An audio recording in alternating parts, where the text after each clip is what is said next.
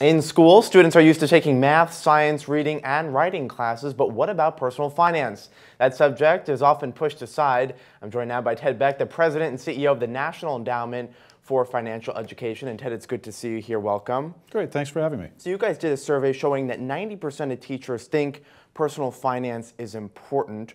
Only about a third are teaching it, and only 20% are competent enough to teach it or feel they're competent enough to teach it. What's going on here? Well, it's something we've really let slip. If you're a historian, it's fun to go back and look at textbooks from 1900. Financial education used to be embedded through every math and arithmetic book you could find. It was a key part of the life skills people wanted to finish school with. And we kind of got away from that. Now, since the recession, we're seeing a much stronger emphasis on those life skills. And we've been providing programs to high schools, for example, for 30 years.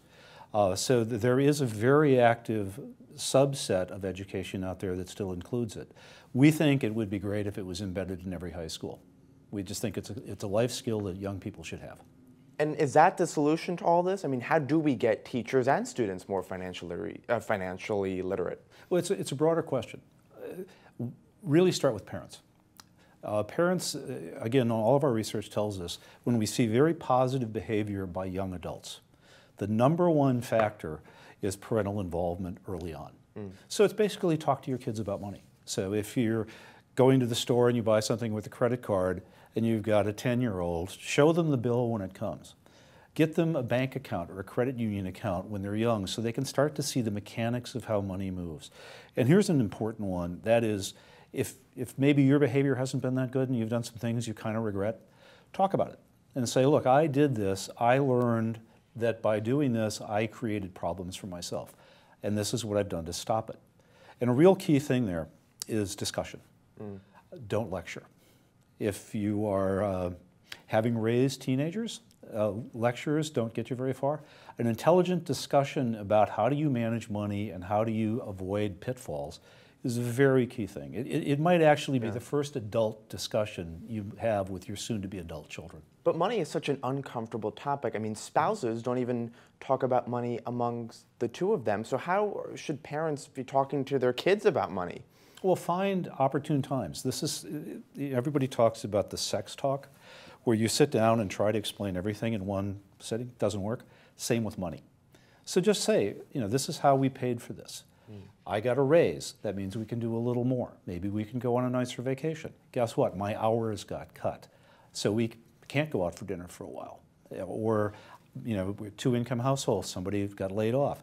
Just explain the dynamics of it. Children will follow the parents' lead. So back to your question about how do you do it, first start with the families. And just make it part of the regular discussion. A great time is when you're starting to put together a plan for how you're going to pay for education. Whatever that post-secondary education is, be it a certificate program or a college, start talking early on about how you're going to do this. And do you think it's the school's responsibility to teach kids about money, or the parents, or both? It's both. And the parents start it, the schools need to reinforce it.